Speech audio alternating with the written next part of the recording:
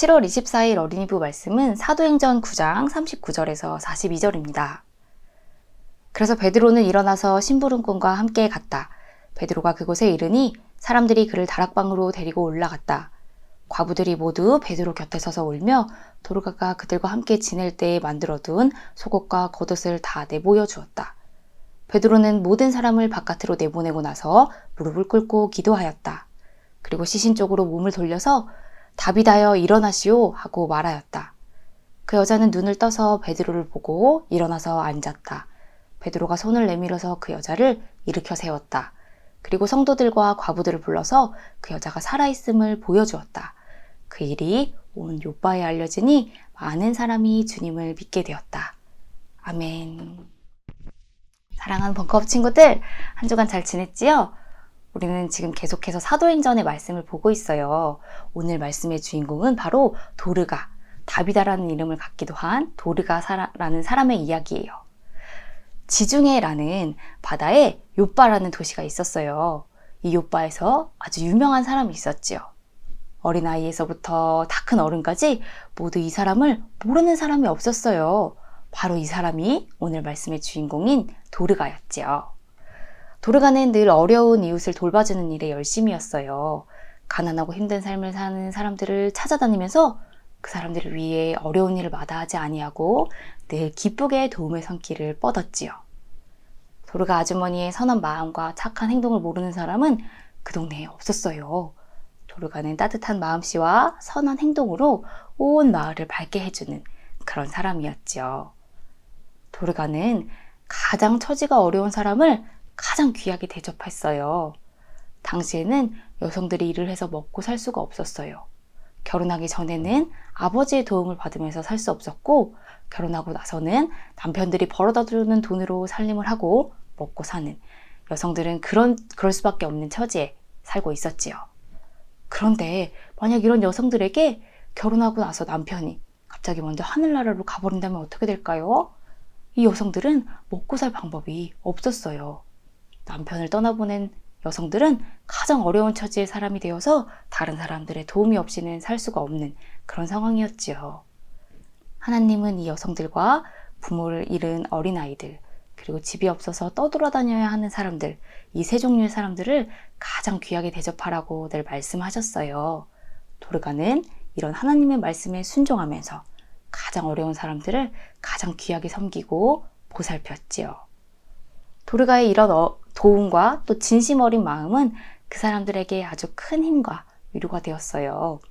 도르가를 만나고 도움을 얻은 사람은 도르가를 예수님의 제자, 예수 그리스도의 제자라고 부르면서 존경하고 또 사랑했지요. 그런데 그만 이런 도르가가 병에 걸려서 죽고 말았어요. 온 마을 사람들은 큰 충격과 슬픔에 빠졌지요. 사람들은 도르가의 몸을 닦고 장례를 준비하긴 했지만 도르가가 죽었다는 사실을 도저히 받아들일 수가 없었어요. 그렇게 모두가 슬픔에 빠져 있을 때 누군가가 베드로의 이야기를 꺼냈어요. 여러분, 예수라는 사람의 제자 베드로가 지금 우리 동네와 가까운 저 옆 동네 마을에 와 있대요. 그 사람을 한번 모시고 와볼까요? 소문을 들어보니 옆마을에서 8년 동안이나 드러누워 있던 환자를 베드로가 낫게 해줬다는 그런 소문을 들었어요. 그렇게 해서 요빠 마을의 대표로 두 사람이 베드로를 찾아갔어요. 그리고 베드로에게 우리 마을로 와서 도르가 아주머니를 좀 봐달라고 간청했지요. 베드로는 그 사람들과 함께 요빠로 왔어요. 그리고 도르가의 시신이 누워있는 다락방으로 올라가게 되었지요. 베드로가 다락방에 올라가 보니 너무나 많은 사람들이 모여서 슬피 울고 있었어요.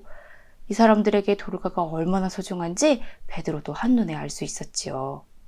도르가에게 도움을 받았던 사람들은 베드로 곁에 서서 울면서 이렇게 말했어요. 이 옷도 도르가 아주머니가 만들어준 거예요. 이 옷도요. 도르가는 아무도 거들떠보지 않는 우리들을 이렇게 소중히 대하고 도와주었어요. 사는 게 너무너무 힘들 때마다 도르가의 도움이 얼마나 큰 힘이 되었는지 몰라요.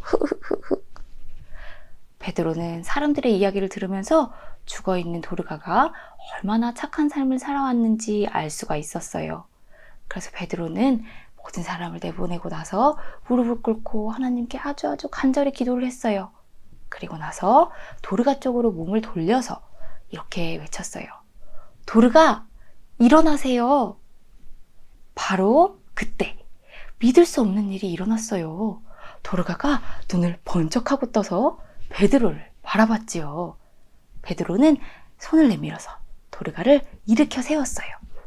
밖에서 기다리던 사람들이 다시 다락방으로 돌아와 보니 분명 죽어있던 도르가가 베드로 곁에 서 있는 게 아니겠어요? 많은 사람들은 뜨거운 눈물을 흘리면서 너무너무 기뻐했어요. 사랑하는 도르가를 다시 볼 수 있다니, 그녀의 선한 모습을 다시 볼 수 있다니 너무나 사람들은 기쁜 소식에 눈물을 감추지 못했지요. 이 일은 요바에 사는 모든 사람들에게 알려졌어요.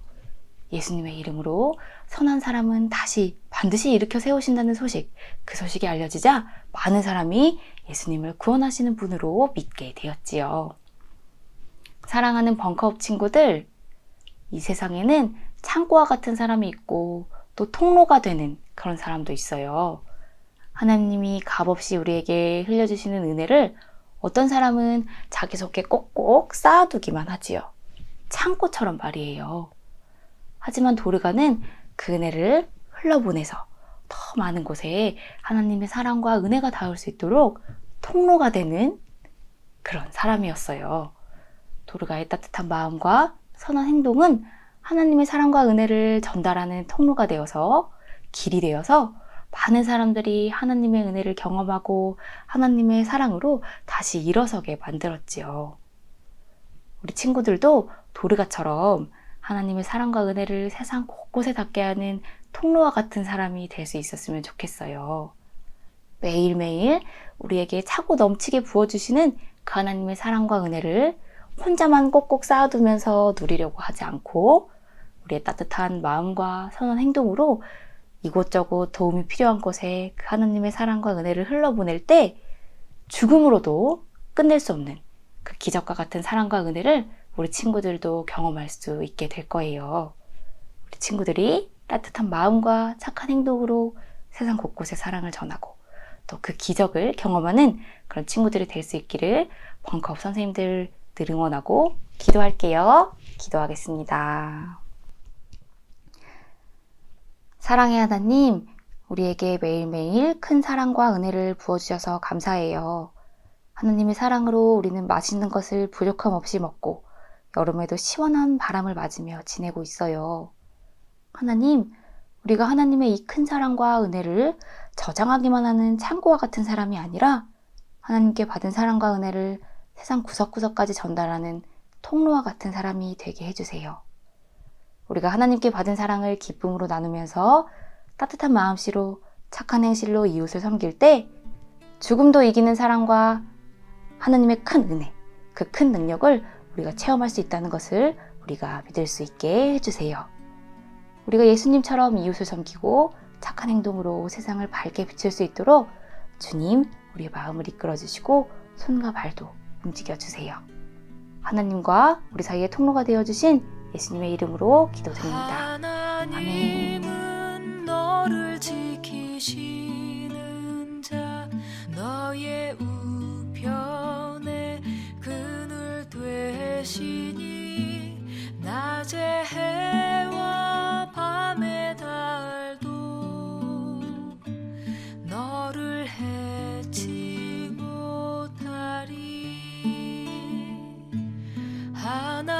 하나님은 너를 지키시는 자, 너의 환난을 면케하시니 그가 너를 지키시리라. 너의 출입을 지키시리라.